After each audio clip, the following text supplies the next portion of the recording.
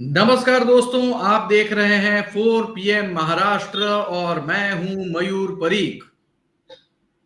दोस्तों, जैसे जैसे अब चुनाव का वक्त नजदीक आ रहा है और चुनाव का वक्त तो खैर महाराष्ट्र में 6 महीने और 12 महीने दूर है, लेकिन अपात्रता की नोटिस के विषय में, डिस्क्वालिफिकेशन के विषय में स्पीकर की डेट नजदीक आ रही है। अब चुनौतियों का मौसम शुरू हुआ हो ऐसा लगता है। आज के एपिसोड में हम बात करने जा रहे हैं अजीत पवार की, जिन्होंने चुनौती दी है अपने चाचा शरद पवार को। उन्होंने चुनौती दी है कि बीजेपी के साथ गठबंधन का प्लान शरद पवार का था। ये बात अजीत पवार चुनौती के साथ कह रहे हैं कि शरद पवार इसे झुठलाकर दिखा दे। एक बार झुठलाकर दिखा दे, फिर आगे बात होगी। दोस्तों, आखिर एक परिवार के बीच एक फैमिली सीक्रेट या फिर एक पार्टी का सीक्रेट जो एक वक्त साथ में थे और पार्टी बतौर पार्टी जो किया जाता था, अब उन्हीं मामलों को लेकर आरोप प्रत्यारोप सार्वजनिक जगह पर पहुंचे हैं। वैसे मैं आपको एक बात और बता दूं कि पिछले एक सप्ताह में राष्ट्रवादी कांग्रेस पार्टी के स्तर पर कई सारी चीजों में भारी बदलाव हुआ है। शरद पवार इन्होंने कानूनी लड़ाई का मन बनाते हुए 40 विधायकों को डिस्क्वालिफिकेशन के लिए कानूनी प्रक्रिया शुरू कर दी है। तो विधान परिषद में भी लगभग 3 से 4 विधायकों को डिस्क्वालीफाई करने के लिए अर्जी लगा दी है। तो अब जब लड़ाई एकदम तेज होने लगी है, स्पीकर को सारी नोटिस मिल चुकी है, इंडिया गठबंधन में शरद पवार ने हुंकार भर दी है, तो अजीत पवार अब रैलियों में खड़े रहकर शरद पवार इन्हें चुनौती दे रहे हैं।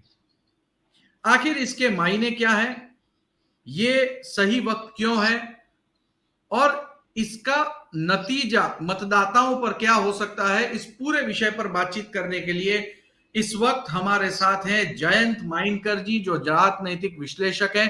जयंत माइनकर जी, 4 PM महाराष्ट्र में आपका स्वागत है।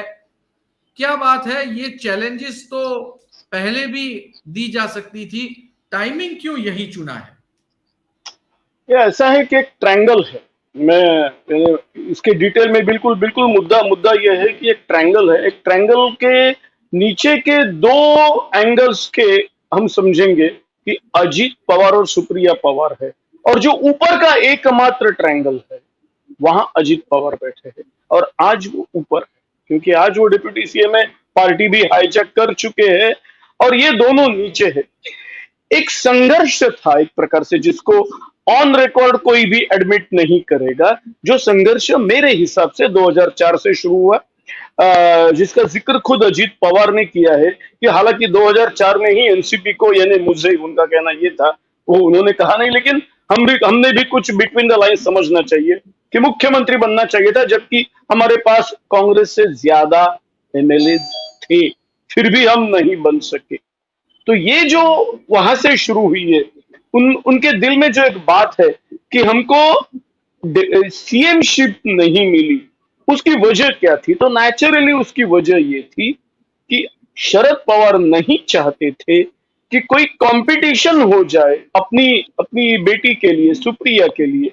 और इसके लिए उन्होंने ना 2004 में दिया, ना 2019 में बार्गेनिंग करके उद्धव ठाकरे के, भैया आप 2.5 साल रहिए और हमारी हमको भी 2.5 साल मुख्यमंत्री पद मिले। तो ये जो सब चीजें हैं, और सबसे महत्वपूर्ण बात, यानी वही कोल्हापुर में, जिस कोल्हापुर में एक दिन पहले खुद शरद पवार ने बहुत बड़ी मीटिंग ली थी, उसी कोल्हापुर में उत्तरदायी सभा, यानी एक प्रकार से जवाबदेही सभा हम जिसको हिंदी में बोलेंगे, उसमें मराठी में उन्होंने उत्तर करके बोला है, उसमें जवाब, एक प्रकार से जवाब देने के लिए अजीत पवार ने जो मीटिंग की, उसमें उन्होंने ये कहा कि पूरे ये जो 40, अब तक जो भी कोई 54 एमएलए थे, उसमें से बहुत से लोगों ने ऐसा बोला था शरद पवार को कि आप बीजेपी के साथ जाइए, क्योंकि जब एकनाथ शिंदे का गुट यहाँ से बाहर निकल के, शिवसेना से बाहर निकल के बीजेपी के साथ चला गया था, तब इन्होंने कहा था कि चलो हम भी सत्ता में जाएंगे। और इस वक्त अजीत पवार जो भांजे है, भतीजे, उन्होंने एक प्रकार से चैलेंज किया कि अगर मैं झूठ बोल रहा हूं तो साबित कीजिए, अगर झूठ नहीं बोल रहा हूं तो ठीक है, देख लेंगे।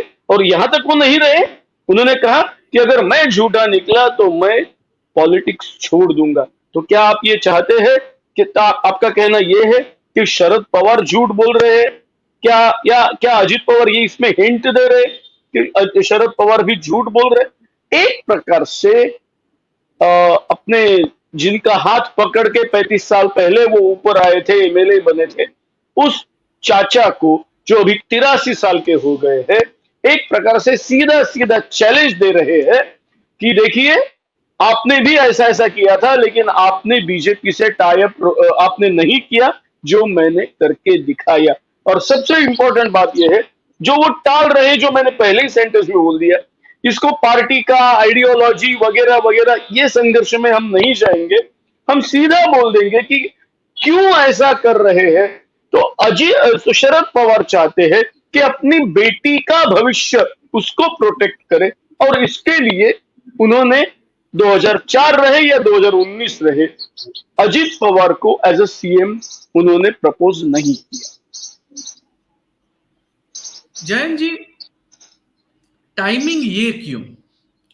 ये आरोप तो टाइमिंग, पार्टी छोड़ते वक्त भी हो सकते हैं, और क्या वो कोई एविडेंस लेके बाहर आए हैं? एविडेंस तो हम उसको नहीं बोल सकते। एविडेंस तो ऐसे है कि जबकि पार्टी की मीटिंग में जब ये हुआ था, तब फलाने फलाने ने ये कहा था, इस प्रकार के एविडेंस है। इसको हम एविडेंस मानेंगे क्या? तो ये तो मेरे पास एक ऐसी चीज है कि 2019 में जबकि बीजेपी अकेली बैठी थी, सेना मुख्यमंत्री पद लेने के लिए बैठी थी और कांग्रेस चुप बैठी थी, तब यही सब लोग बैठे थे और अजीत पवार और प्रफुल्ल पटेल ने बीजेपी के साथ जाने की बात की थी। तब तो इनकी महाविकास आघाड़ी बनी भी नहीं थी, लेकिन तब ये अपने जेल में गए हुए नवाब मलिक, इन्होंने बोला कि मुस्लिम्स ये मानते हैं, महाराष्ट्र के मुस्लिम ये मानते हैं कि शिवसेना अच्छी लेकिन बीजेपी से दूर रहे, और इसके लिए हम शिवसेना के साथ जाए, क्योंकि ऑल्टरनेटिव यही था, या तो उद्धव का हाथ पकड़े और तीनों का गठबंधन बनाए, या तो फिर बीजेपी के साथ जाए।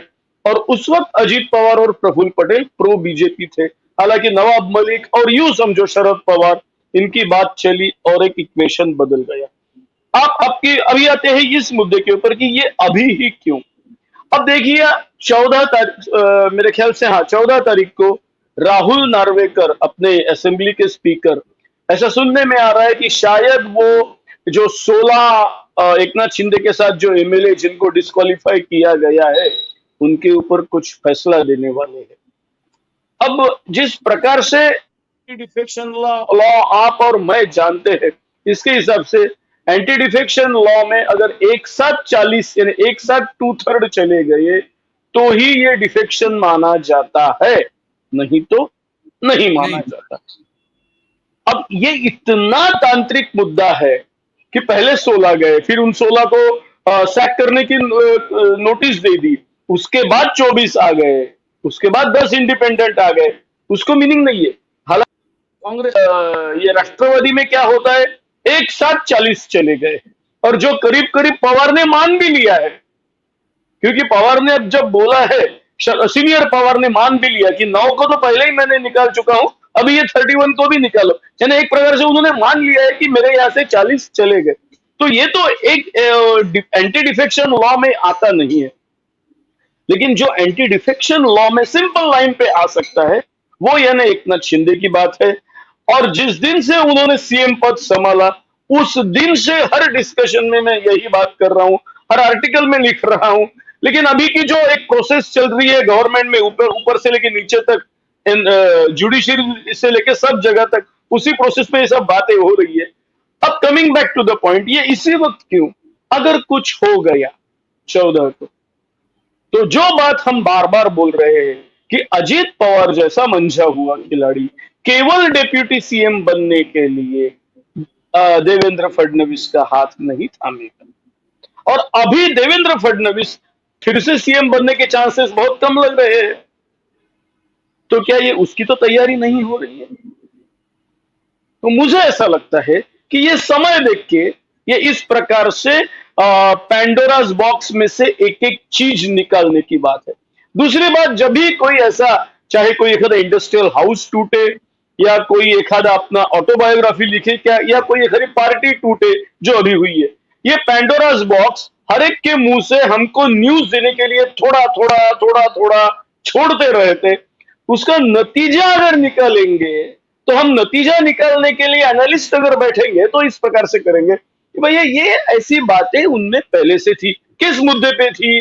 तो एकमात्र मुद्दे पे कि शरद पवार का उत्तराधिकारी कौन, या मैं महाराष्ट्र का मुख्यमंत्री क्यों नहीं बन सकता, ये मुद्दे के ऊपर थी। जैसा उन्होंने मांगा था कि आपने अपनी बेटी को कार्यकारी अध्यक्ष बनाया, मुझे कम से कम महाराष्ट्र का तो अध्यक्ष बना दे। वैसे भी राष्ट्रवादी यानी भले ही कोई ऑल इंडिया लेवल का कार्यकारी रहे, लेकिन महाराष्ट्र यानी क्या, तो रायगढ़ से शुरू होके या पूना से शुरू होके कोल्हापुर तक खत्म होने वाली 3-3.5 जिले की पार्टी यानी राष्ट्रवादी कांग्रेस, वहां का तो अध्यक्ष बना दे। लेकिन वहां का भी नहीं बनाया।